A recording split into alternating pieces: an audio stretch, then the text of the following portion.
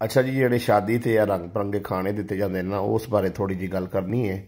ਆਖਦੇ ਨੇ ਕਿ ਇੱਕ ਚੌਧਰੀ ਦੀਆਂ ਦੋ ਧੀਆਂ ਸਨ ਤੇ ਉਹਨੇ ਇੱਕ ਧੀ ਦਾ ਵਿਆਹ ਰੱਖ ਦਿੱਤਾ ਤੇ ਵਿਆਹ ਤੇ ਜਿਹੜਾ ਨਾ ਉਹਨੇ ਹਰ ਕਿਸਮ ਦੇ ਖਾਣੇ ਪਕਾਏ।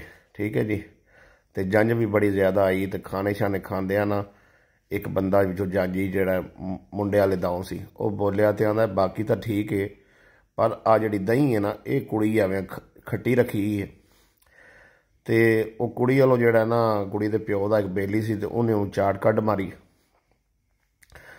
ਤੇ ਉਹਨੇ ਆਖਿਆ ਕਿ ਆਪਣਾ ਕੁੜੀ ਦੇ ਪਿਓ ਨੇ ਕਿ ਯਾਰ ਅਸੀਂ ਕੁੜੀ ਵਾਲੇ ਹਾਂ ਤੇ ਤੂੰ ਕਿਉਂ ਕੀਤਾ, ਇਹਨੂੰ ਕਿਉਂ ਮਾਰਿਆ ਜੀ।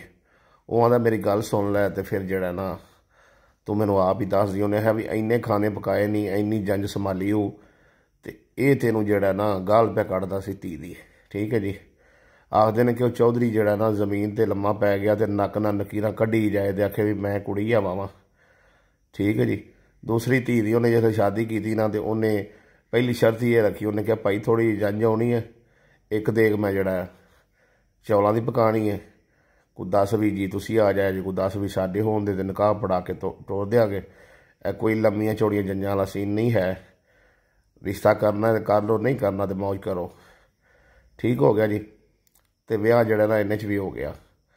गल ये कि जड़ा अमीर बंदा है वो 10-10 खाने दिती जाता है, तो माड़ा बंदा बेचारा जड़ा ना वो फिर मूँह तकदा रहिंदा है।